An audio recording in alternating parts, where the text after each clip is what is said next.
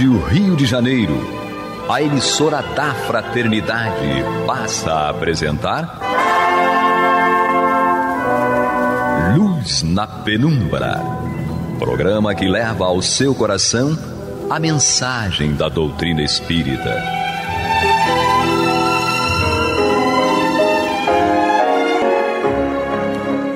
E com vocês, Canrobert Bueno e Isabel Nascimento, para o estudo do livro A Gênese, da obra codificada por Allan Kardec.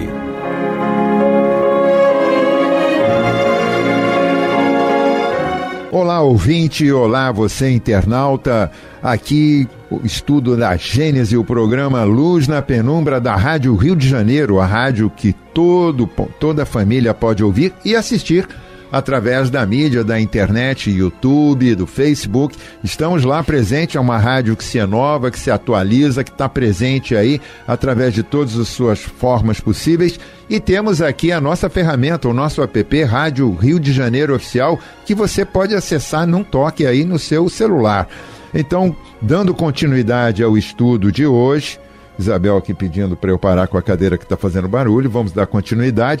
Vamos ao item 16 do capítulo 2, Deus, presente conosco, Cláudio Conte e Isabel Nascimento, e vamos estudar Deus é Único. Antes de iniciarmos a leitura, Isabel, seu olá para os nossos ouvintes e internautas, ouvintes da rádio, inclusive, rádio de 1400 AM, 1400 AM, Rádio Rio de Janeiro, e para você, Cláudio, presente aqui na nossa bancada, praticamente já na aderência da bancada, trazendo e nos auxiliando nesse estudo. Olá de vocês para todos os nossos ouvintes. Olá, nossos ouvintes que estão aqui nesse estudo do livro da Gênese. Uma alegria de estarmos aqui mais uma vez com vocês, começando esse estudo, onde a gente sempre diz que não tem a pretensão de ensinar nada, estamos estudando com vocês.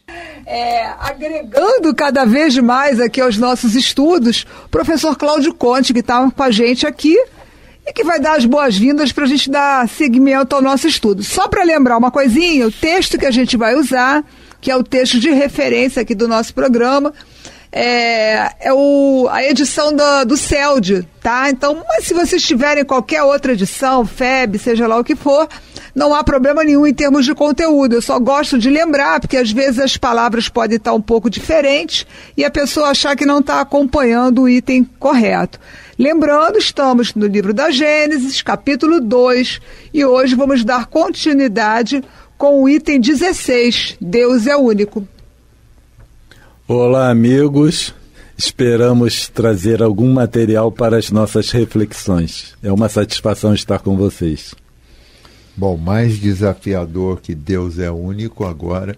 Na verdade, ele é único agora, porque a criatura, lá no formato mais antigo, mais primitivo, vamos dizer, da nossa formação, nós discutíamos isso, ela tinha essa sensação da divindade, mas não sabia, não tinha a consciência de desenvolver para chegar. O senhor Allan Kardec traz esse Deus é único, já não era novidade, ele não discursa contra as outras denominações cristãs, mas ele traz um consciente de um Deus que não está colocado a nosso dispor, a nosso serviço, que às vezes é soberanamente bom, justo, onipotente, mas que tem momento que me traz grande insatisfação, grande frustração, porque não atende, não faz aquilo que eu quero, que eu busco, que eu desejo. Ele traz de uma forma sutil um esclarecimento de um Deus que realmente está muito acima. E Cláudio aqui trouxe a provocação, eu não me lembro se foi agora no programa anterior, questão de memória, né? Se foi no programa anterior ou 2 programas anteriores, quando ele começa, se Deus é perfeito, Canrobert e a Isabel também são perfeitos. Eu tive que entreolhar aqui com a Isabel, não sabia como é que ia aceitar isso. E agora nós estamos aqui chegando, depois de tratarmos aqui da perfeição infinita de Deus, nós vamos chegar agora nesse Deus único. Eu vou ler rapidamente aqui, Cláudio, para que o nosso ouvinte, o nosso internauta possa nos acompanhar, e na sequência estou te passando para reflexão. E diz: Deus é único. A unidade de Deus é consequência do infinito absoluto das suas perfeições. Só poderia existir outro Deus sob a condição de ser igualmente infinito em todas as coisas. Porque se houvesse a mais ligeira diferença entre eles, um ser seria inferior ao outro, subordinado ao seu poder, e não seria Deus. Se houvesse entre eles igualdade absoluta, existiria desde sempre um mesmo pensamento, uma mesma vontade e um mesmo poder. Assim, confundidos em sua identidade, não haveria na realidade mais do que um único Deus. Se cada um tivesse atribuições especiais, um faria o que o outro não fizesse. E então não existiria igualdade perfeita entre eles, uma vez que nenhum nem outro possuiria a autoridade soberana. Bom, acabou de dar nó aqui, eu vou passar realmente para você, porque fiz a leitura, não sei como é que o nosso ouvinte, internauta aqui acompanhou, tentei entender e fazer a leitura na fluência do ponto, mas pegou. Deus é único, Cláudio? Vamos lá. Se você está na base de um edifício de 50 andares, e eu olho para você, eu falo para você assim, verifica lá no andar número 45. Se você olhar para cima, você não distingue. Você não consegue distinguir. Você distingue primeiro, segundo, terceiro, quarto. Vai ficar contando e não vai chegar na referência, aí vai ficar meio perdido. Dali você não distingue mais. Por quê? Porque está além do alcance em que sua visão consegue discernir. Quando nós entramos para falar das características de Jesus, por exemplo, já se perde. Certo? Eu consigo até falar o que ele fez enquanto ele estava encarnado. O que ele fez enquanto estava encarnado. Não consigo nem dizer a experiência dele como encarnado ou o que ele pensava durante a sua encarnação. Porque é um espírito que passa do 50º andar na nossa comparação com o prédio. Então, quando chega lá para cima, tudo se perde, é tudo a mesma coisa. Kardec, às vezes me surpreende, assim, toda vez que eu entro em contato, assim, que eu presto atenção, mesmo já tendo prestado atenção várias vezes, Kardec sempre me surpreende com o grau de discernimento que ele tinha. A capacidade daquele indivíduo era, assim, um absurdo. Então, quando nós vamos ler, ele fala Deus único, só que ele faz a ressalva que poderia existir outro Deus caso os dois fossem iguais. Então, quando você olha isso, você começa a reavaliar, ou é necessário reavaliar a questão de Deus. Tá? Essa unicidade de Deus. Porque nós somos espíritos compatíveis com o mundo de expiações e provas, somos espíritos muito limitados. Quando veio a orientação de Deus único lá com Moisés, o intuito de Deus único era só controlar uma situação que estava fora de controle. Uhum. Então, o que nós temos é que o conceito de Deus único, ele veio para organizar a sociedade, de alguma forma, e colocar o norte, porque o que nós precisamos é de um norte. O Cam Robert está me olhando ali, eu estou até com medo dele. Não, estou aqui prestando muita atenção. Olha para Isabel, que é melhor. Olha. Então, o que acontece? Isso nos mostra que a nossa conceituação como de Deus, ela ainda é muito acanhada, muito mesquinha, muito limitada. Tá? Eu não consigo diferenciar espíritos elevados, quanto mais quando nós falamos de Deus. Então, existe a possibilidade, isso é um exercício mental, existe a possibilidade de outros deuses? Existe. E isso está na codificação. Eu não posso dizer que não exista, com a ressalva de que eles seriam iguais. Tá? E aí nós podemos, então, compreender também uma coisa, que o conceito de Deus único, apesar de nós falarmos Deus único, Deus único, Deus único, conceitualmente, Deus único não existe no seio da sociedade.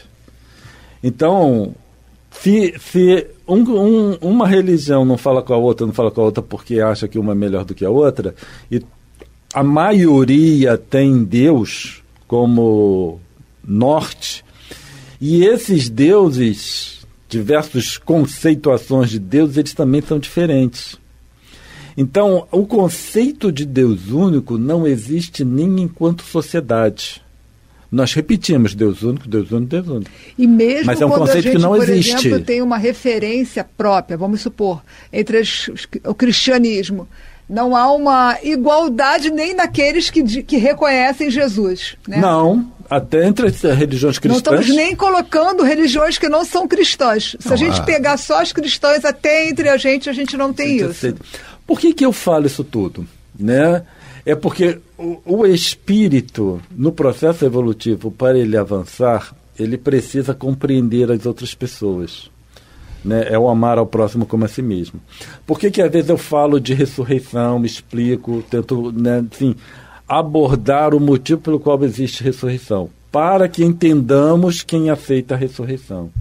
Por que nós falamos disso com relação a Deus único? Para nós entendermos os milagres também. Mas algumas vertentes de pensamento não acreditam na existência de Deus. O budismo, por exemplo, não existe Deus. Existem deidades, mas não existem Deus, não existe um Deus. E aí ele é menos ou mais evoluído, o budismo é menos ou mais evoluído? O hinduísmo é plural. É plural, é a nossa tendência, né? Não existe Deus, então não é uma religião. Não, é um sistema de crenças e valores em que, no sistema de crenças e valores dele, quando você vai olhar, não faz falta essa crença em Deus. Eu sei que eu posso estar molestando a muitos, mas não faz falta. O sistema de crenças e valores consegue estabelecer, conduzir os seus adeptos para um processo evolutivo adequado. Agora, eu falo assim, se não tem Deus é ruim. Mas eu falo assim, mas aqui entre nós, como a Isabel mesmo lembrou, entre os cristãos não é um Deus só? O conceito de Deus não é único? Então, tudo depende do conceito que você tem com relação a Deus, tá? E quando ele faz essa ressalva, salvo-se para eu entender aqueles que acreditam no politeísmo. Não tem problema nenhum. O que nós queremos estabelecer é que não existe problema algum. Se é o sistema de crenças e valores, se a vertente filosófica não considera um Deus, se a vertente filosófica considera vários deuses, no final, no fringir dos ovos, não faz diferença a partir do momento que o sistema seja muito bem estabelecido, que conduza o indivíduo. É uma questão de regência. A regência do universo está para... Alguns vão chamar de Deus, outros de grande arquiteto do universo, Senhor dos mundos, e vão dar os nomes todos, mas é uma questão de regência. Existe uma energia, uma força superior. Exatamente. Que tem uma regência absoluta, né, sobre a origem e que depois se processa, como você bem colocou, nos espíritos que são co-criadores na formação de todos esses estados, até porque muitos deles vão estar atendendo a posições diferenciadas desse universo, que aí eu diria, não sei se a palavra é essa, mas incontável, de espíritos que estão contidos nesse universo. Não, correto.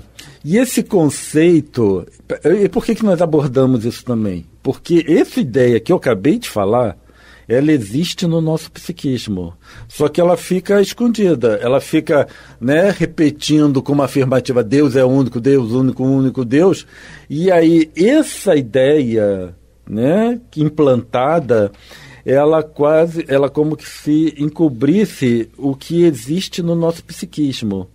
Então o que existe no nosso psiquismo é uma pluralidade de deuses. Tá? Deuses entre aspas. Porque você vai para os católicos, você tem santo tal, santo tal, santo tal, santo tal, santa. Aí tu vai tanto santo que aí faltou dia para homenagear santo, tem o dia de todos os santos. Não, mas o dia de santo, não, o dia de todos os santos é dia dos maridos. É verdade, também, considero. É verdade. programa agora e vai botar É verdade, Dia dos Maridos e de Todos os Santos. Foi só uma brincadeirinha para aliviar um pouquinho a pressão. Que a gente não migre para o dia de finados, tá? Depois dessa tua afirmação, também. a gente não possa migrar. É próximo, hein? Então, no budismo nós temos as deidades, no hinduísmo também temos as várias deidades, no cristianismo nós temos vários deuses, e no espiritismo nós temos... No cristianismo nós temos vários deuses, cada um é um conceito. Deus dá um único, conceito de Deus, né? Tem uma. Mas cada um o meu interpretação. Deus é mais bacana que o seu, né? O meu, E no espiritismo nós temos os espíritos elevados, certo? Então o pessoal está doente, chama quem? Bezerra de Menezes. Tá? Então aí conceituou-se, é suicida, chama quem? Maria. E nós temos... Ele arrumou briga agora aqui dentro da Rádio Rio de Janeiro. Bora. Bora. Então nós temos aqueles nichos. Entendeu? Em que nós espíritas, nós colocamos os nichos. Então cada espírito elevado é como se ele tivesse uma função. E nós acabamos, né, colocando esses como as referências. O que isso significa? Que no psiquismo humano, no nosso psiquismo, o conceito é de vários deuses, entre aspas, que fica obscurecido pelo conceito de Deus único. Mas no nosso psiquismo nós não vivemos a experiência do Deus único. Tá? E aí nós vemos Kardec com a tamanha clareza que ele pegou e deixou isso aberto para todos nós. Na doutrina, na codificação, existem várias portas. Nós já falamos isso de portais aqui. Tem vários portais de entrada para o psiquismo humano, para o nosso psiquismo. Tá? E Joana que o diga. Jung, ele foi capaz de, no início do seu trabalho, né, desconsiderar completamente o espiritismo, para mais à frente ele comparar o espiritismo à psicologia. Sim, mas ele precisava dessa isenção para poder evoluir com praticidade como um cientista também, senão ele ficaria preso a paixões. Isso não é uma crítica, é só para a gente ver que conforme ele foi entendendo mais o psiquismo humano, ele chegou à conclusão que o espiritismo, ele trabalha com o psiquismo humano. Tá? Então, que seriam os arquétipos, né, que ele próprio coloca, os arquétipos humanos. Né? E por que o espiritismo trabalha com o psiquismo humano? Porque o que ele está trabalhando não é o espírito, porque o espírito é perfeito. A doutrina espírita, ela trabalha com o psiquismo do espírito. Então, por isso que você tem todos esses portais para adentrar no psiquismo.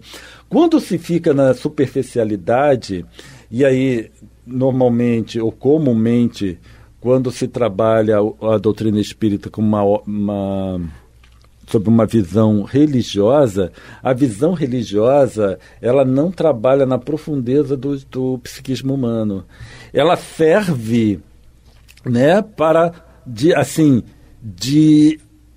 estabilizar o psiquismo humano. A religião estabiliza o psiquismo humano, mas não se aprofunda. Mas eu não vou negar aqui, né? Tem a terapeuta, né? A sua finalidade terapêutica, tá? Mas ela estabiliza esse psiquismo humano. Até porque Kardec começa absolutamente cético e contrário ao que diziam para ele. Quando ele começa só a estudar a história do início lá em 1854, me parece, ele chega olhando para isso. Não, isso não existe, é impossível, não tem uma causa racional, é a causa da racionalidade. Verdade. E Kardec não era católico, e acho que é protestante, na verdade, e trazia ele não estava nem aí para Deus, para dizer a verdade. Na sua biografia você percebe isso, ele estava com seus estudos, fazendo suas aplicações de cátedra, fazer uma série de coisas. Ele é desafiado naquele momento e o espírito ascende, o espírito que passou por todo um conjunto de experienciações para adquirir uma maturidade, né, nessa interpretação. Ele começa a olhar para aquilo de modo sério, ele começa com ciência, desenvolve para a filosofia, para só então aí ser tocado e maleável pela religião e também saber se adequar à sua época, porque ele precisava trazer um conceito, um estudo, sem ferir demais aquilo que já estava machucado, que era a questão da religião vigente à época. Então, tanto que no Livro dos Espíritos, Jesus acontece só na questão 625. Antes, não. E é quando é a questão mais curta e contundente, né? Modelo e guia. O que seria esse modelo de tudo isso que você falou até a 624, basicamente? Jesus. Então, a gente tem um ponderamento aí da religiosidade que ela vai entrar num tempo, mas que tem que entrar no tempo também de uma consciência prática. Né? Você tem que ter a relação, a nossa relação de Deus hoje, você estava colocando quando a gente está falando no programa que você fez conosco sobre interação de inteligência artificial. Como é que fica o Criador nesse momento que nós estamos chegando com inteligência artificial? Como compreender nessa amplitude? Porque é uma escala de conhecimento que vai sendo entregue para você para ampliar o teu universo, né? Ninguém tinha isso há 100 anos atrás. Nós não tínhamos essa disponibilidade de conhecimento. E quando ele fala único aqui, você diz o seguinte: como é para a expressão dos nossos irmãos, por exemplo, da Umbanda? Você estava até falando, né, que para um espírito de preto velho, a gente estava aqui no intervalo falando. Não. Como é que é para eles o Deus? Não, né? Para eles também existe Deus, que é o Oxalá. É o Oxalá. Né? E também existem as várias deidades, né? Para usar um termo que são que eles chamam de santos também. Tem os santos, tem várias características. Então, no nosso psiquismo, o nosso psiquismo é politeísta. Tá? No meu psiquismo, não estou dizendo que não seja Deus único, não estou aqui afirmando que tem mais de um Deus, não estou falando isso. Eu estou falando que no nosso psiquismo, a forma como o nosso psiquismo funciona é politeísta. Só que fica, assim, obscurecido por causa dessa, para nós, né? Porque para muitas E você acha que essa origem politeísta está na nossa formação por necessidade do espírito mesmo? Eu acho que é decorrente das opções que nós fizemos. Tá? Ao longo do processo evolutivo, nós fizemos algumas escolhas, algumas opções equivocadas. E nessas opções equivocadas, houve um deterioramento do nosso psiquismo. Por isso que o nosso psiquismo é compartimentado. Porque houve uma deterioração. Os arquétipos de Jung. Exatamente. Tá? E aí, o espírito evoluído é quando ele consegue descompartimentar o seu psiquismo. Isso é um espírito evoluído. Aí a gente vai ter que... Isabel já me olhou aqui. Eu já estou olhando aqui, né? Já... E recolhendo a minha pequenez. Não, mas...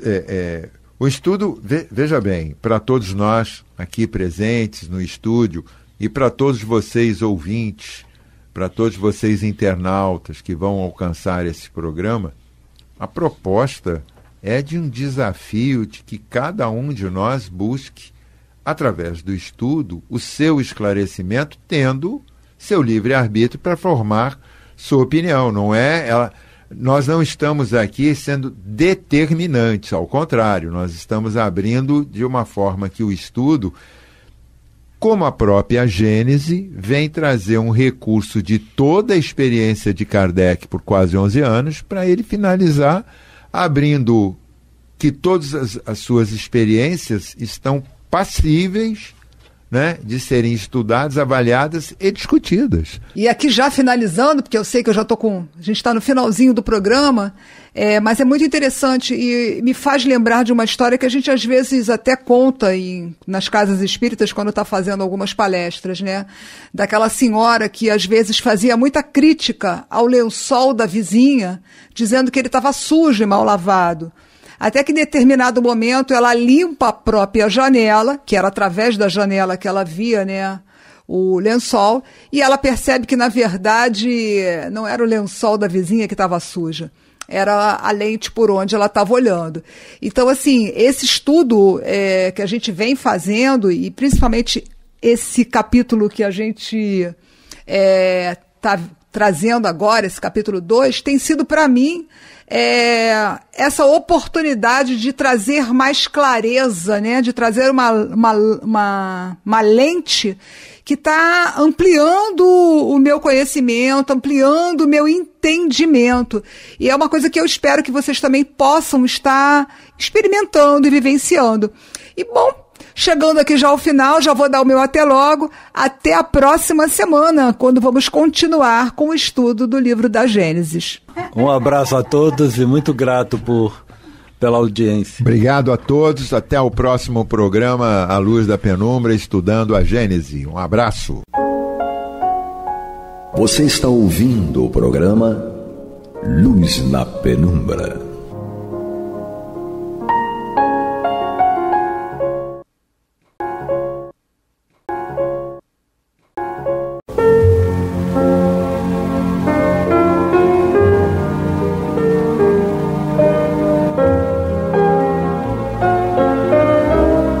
A Rádio Rio de Janeiro está levando ao seu lar e ao seu coração a mensagem consoladora da doutrina espírita, através do programa Luz na Penumbra.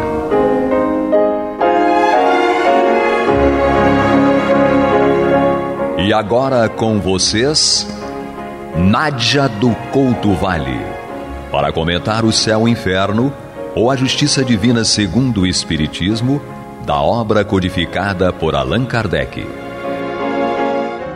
Amados e amadas ouvintes e internautas, que a paz de Jesus permaneça conosco hoje e sempre. Damos continuidade ao estudo desta obra, O Céu e o Inferno, ou a Justiça Divina segundo o Espiritismo, esta obra de Allan Kardec, a quarta obra na sequência de 5 obras básicas assinadas pelo nosso querido codificador Allan Kardec, algumas delas com uma participação muito maior de sua própria lavra, de sua própria pena, e a maioria absoluta, naturalmente, através das informações trazidas pela via mediúnica por mentores queridos e grandes espíritos luminares do progresso e da evolução para a humanidade. Então nós estamos aqui dando reinício ao nosso estudo sobre o capítulo 5º da primeira parte desta obra, no qual o nosso codificador nos fala sobre o purgatório. Nós já vimos que ele está trazendo aqui os textos e os temas básicos da área da teologia. Nós já vimos o futuro, o devir, não é? O porvir, e já vimos o céu, já vimos o inferno, e agora já iniciamos o capítulo 5º desta primeira parte sobre o purgatório. Já vimos que o céu e o inferno, a despeito de algumas criaturas ainda acreditarem que são lugares geograficamente situados, materialmente situados, nós sabemos e vimos pela explicação dos espíritos orientadores da humanidade, aqui constituindo este acervo luminoso do espiritismo, já vimos que não são locais físicos, são locais virtuais, vibratórios, porque nós até lembramos que quando nós desencarnamos, nós não vamos para o céu, nós levamos o céu dentro de nós, dependendo de como nós tenhamos escolhido viver segundo a lei de Deus.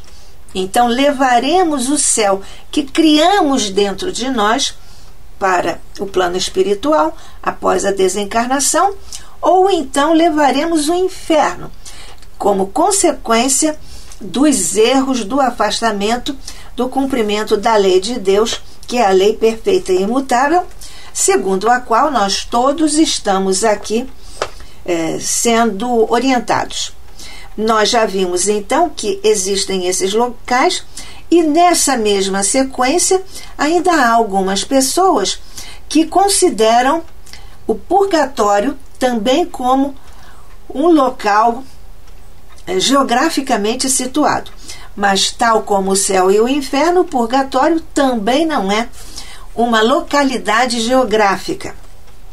É ainda assim, e consequentemente, é também um local onde nós estamos nos trabalhando para nós nos burilarmos.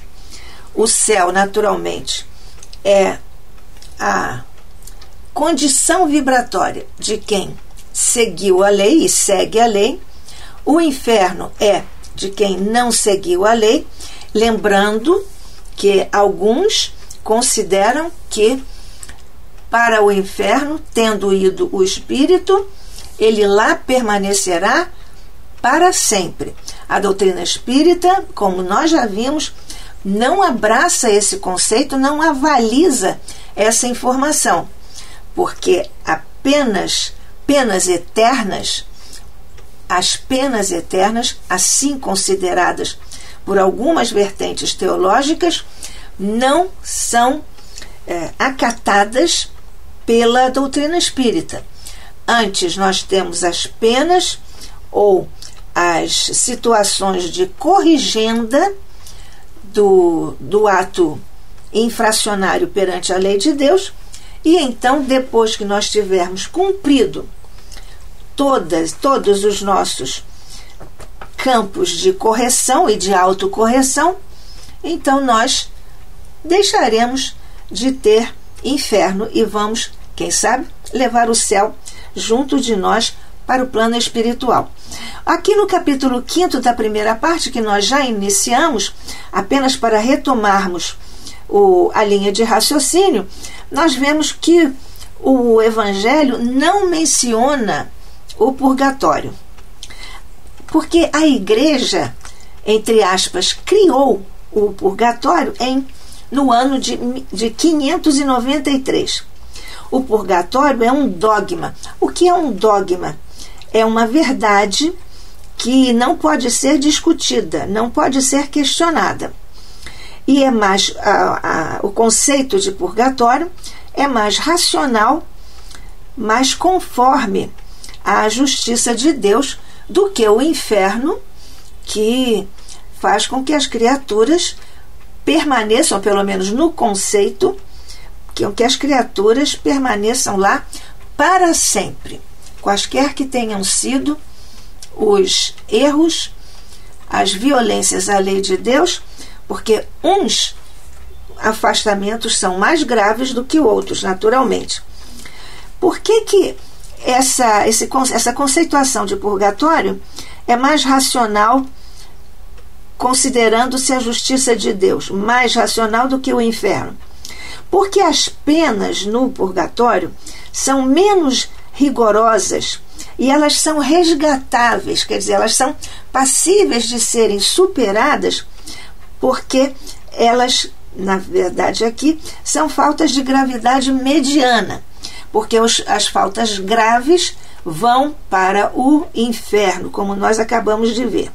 E as de natureza mediúnica, ou de gravidade mediúnica, vão para o purgatório. Consequentemente, o purgatório foi fundado nessa equidade, nesse princípio de justiça, porque significa a detenção temporária nas vibrações dessa conjunção verbal, vibratória. Então, nós temos aqui a justiça humana prevalecendo agora também, porque nós também temos detenções temporárias e não temos mais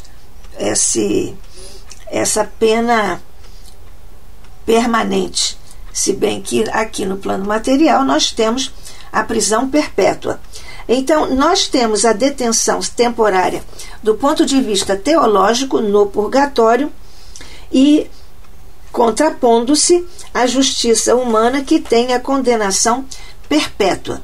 Agora, Kardec, inclusive, levanta uma questão: se um país tivesse apenas a pena de morte, que é a gravidade máxima na penalidade, para crimes graves ou para crimes simples, para delitos simples.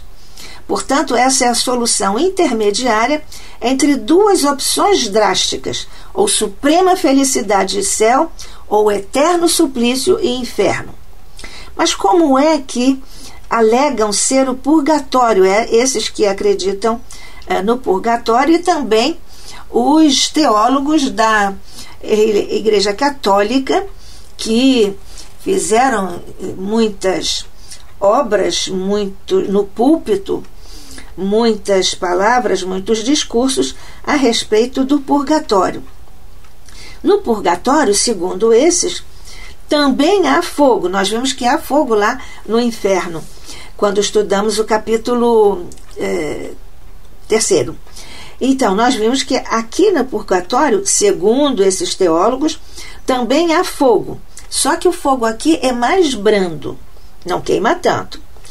E aqui também as almas ardem, mas só por um pouquinho de tempo. Em suma, o purgatório acaba sendo um inferno menos ruim, se podemos dizer assim. Agora, como é que se faz para sair do purgatório? Não vai ser por adiantamento e progresso moral e espiritual, mas vai ser pelas preces que se dizem ou que se mandam dizer em homenagem das almas lá sediadas.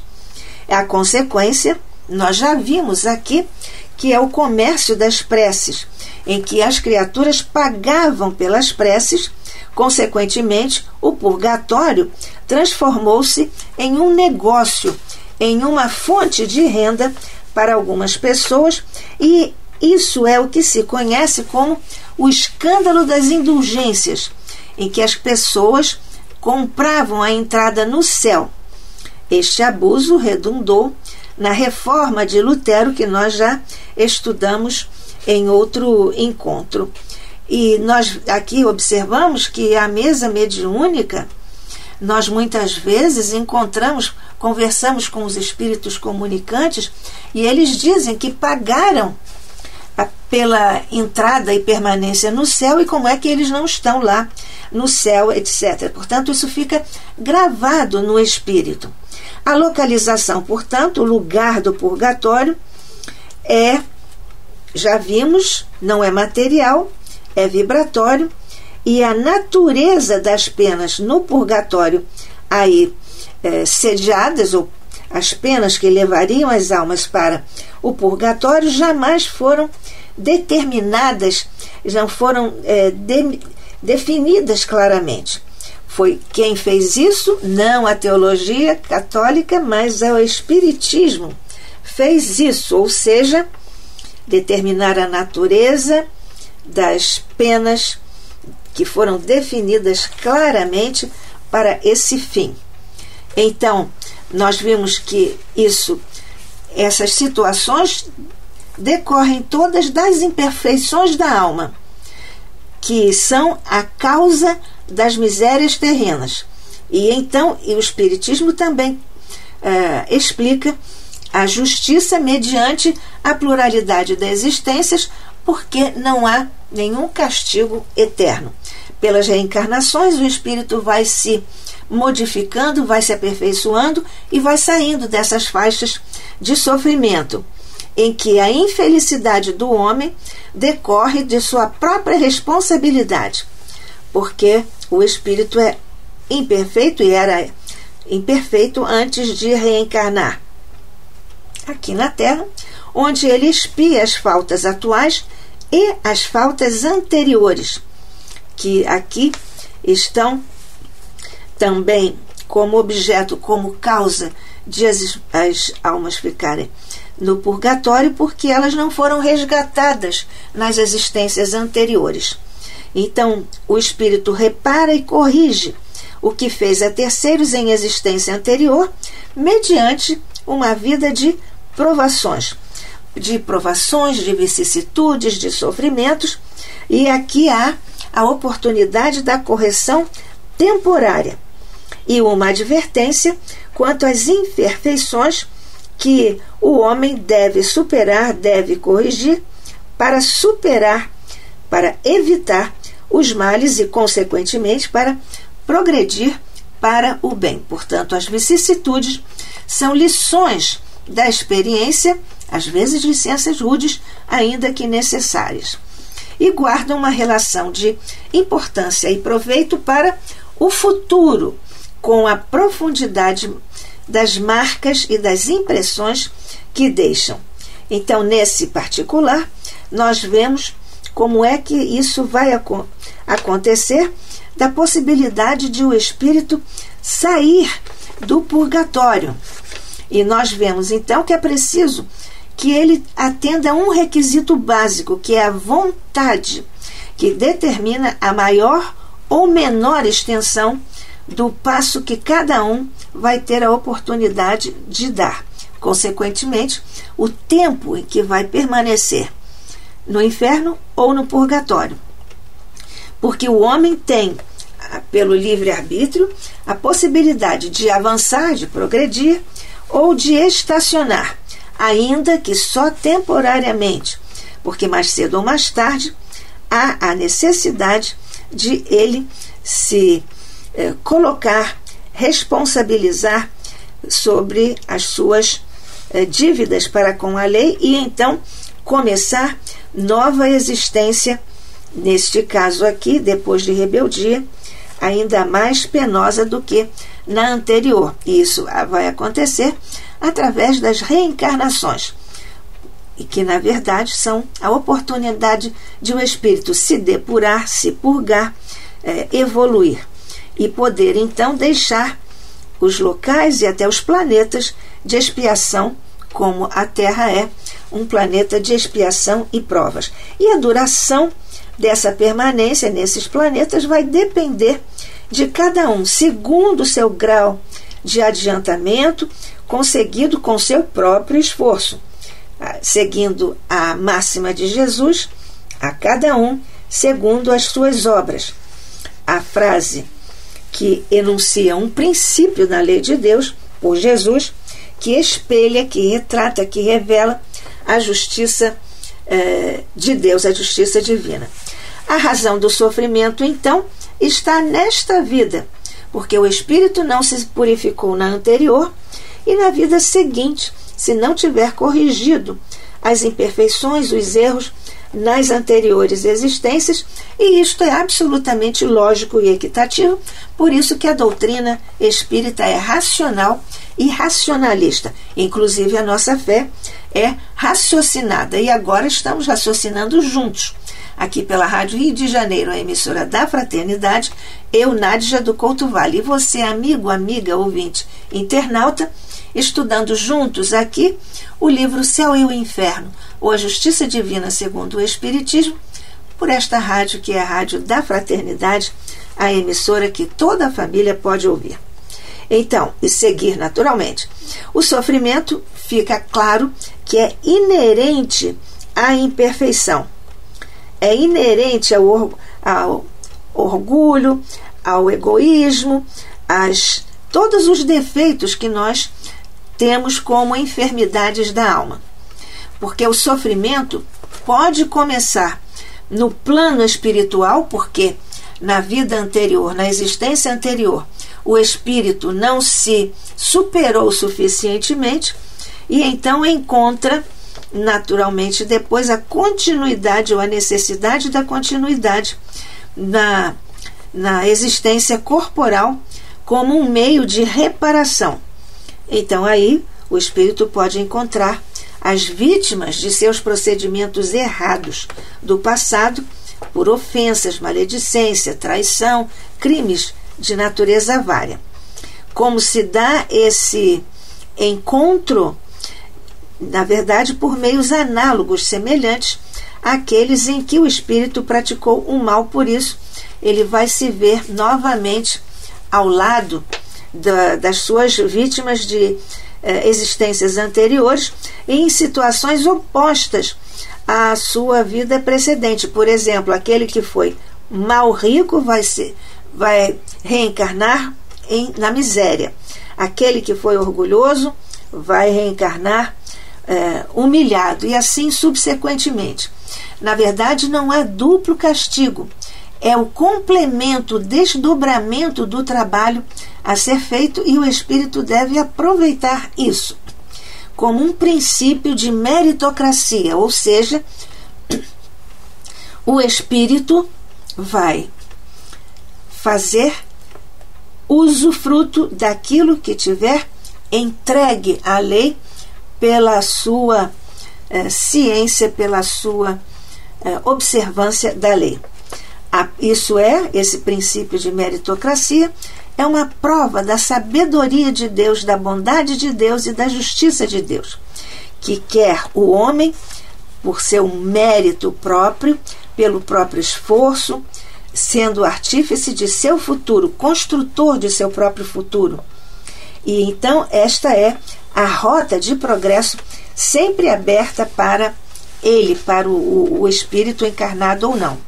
Portanto, se a palavra, o conceito de inferno, não implicasse em castigo eterno e material, bem que nós poderíamos dizer que estão no inferno os espíritos culpados, que sofrem no plano espiritual, que vivem uma situação penosa de não conseguirem antever o término de seu sofrimento.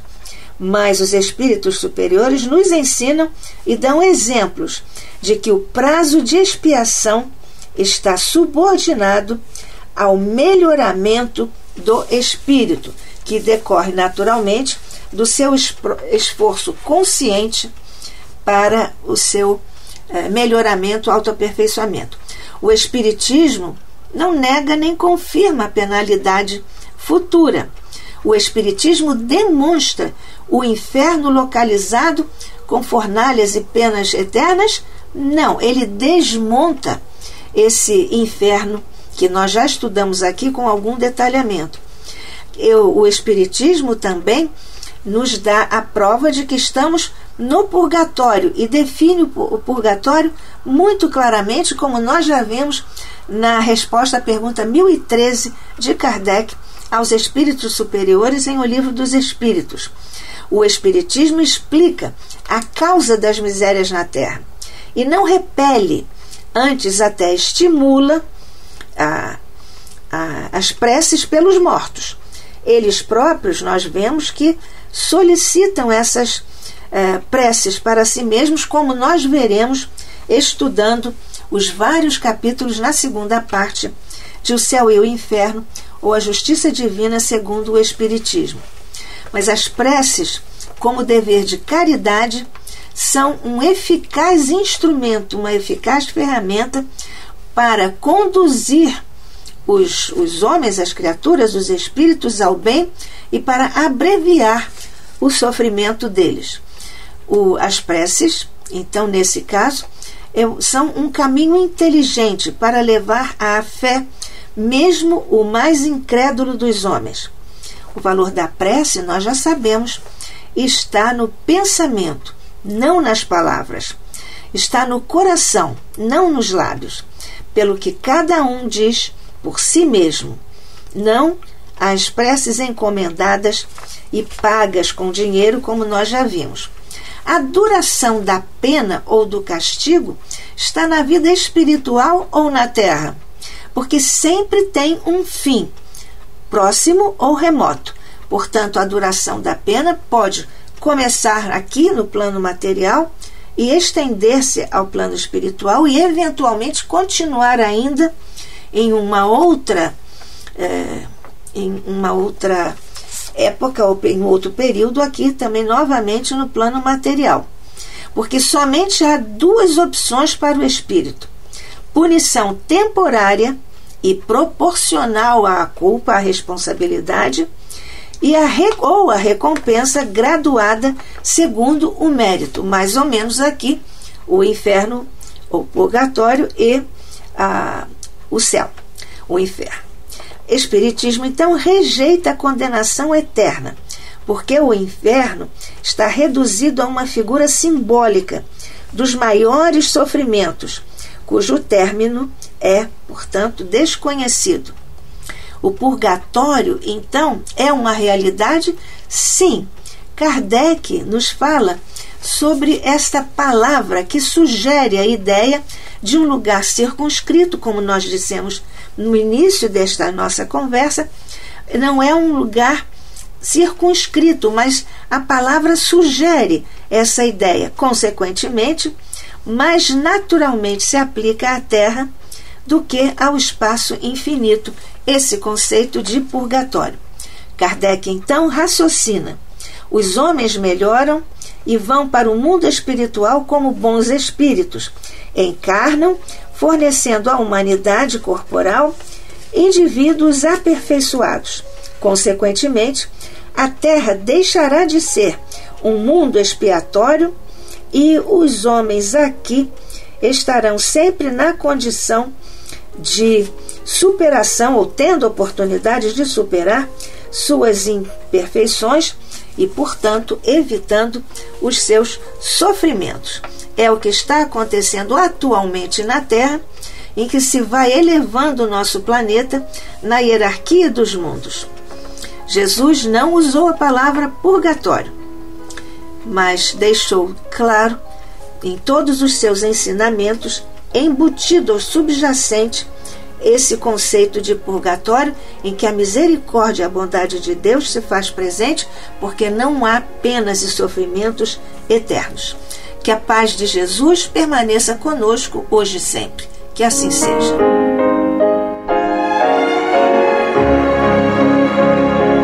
E vamos ouvir agora a prece de encerramento de nosso programa, na voz de Geraldo de Aquino. Jesus, dá-nos coragem para a luta, piedade para os insultos e misericórdia para as injustiças e ingratidões. Limpa nossa alma de inveja e ambições mesquinhas, de ódio e de vingança o nosso caminho. E que dentro em pouco, ao recolher-nos de novo ao calor do nosso leito, para que o sono nos dê a paz e o esquecimento das tristezas humanas, possamos sentir, Senhor, no mais íntimo de nosso ser, a doçura indefinível do Teu amor e a grandeza incomparável da Tua divina presença. Que assim seja.